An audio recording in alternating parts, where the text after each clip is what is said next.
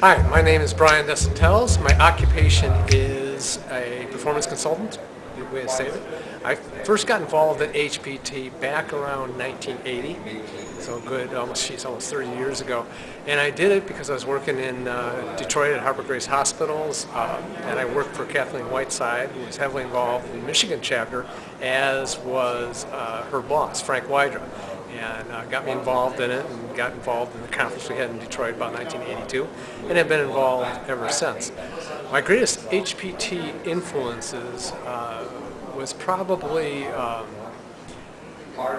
Gary Rumler and Danny Langdon, who taught me more about looking at people in terms of the systems that they exist in.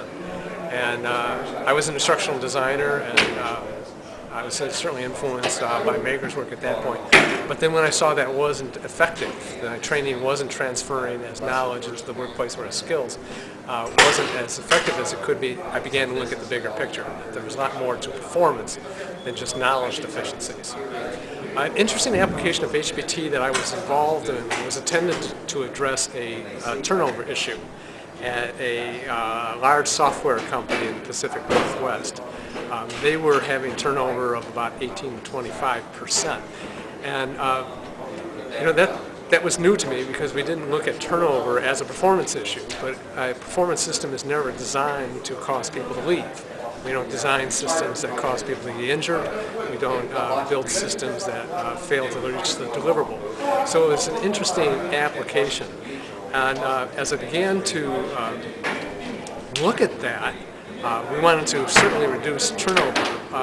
But what it took place at the end of a period of time in which the software company's stock had gone into the upper atmosphere, and people who were working hard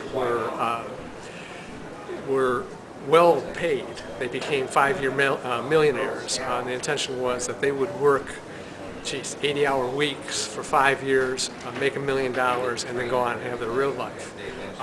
The stock dropped precipitously, and people were not millionaires at the end of the 5 years. And though they liked the work that they were doing, they had other considerations such as family and living life and going out and climbing mountains and so on.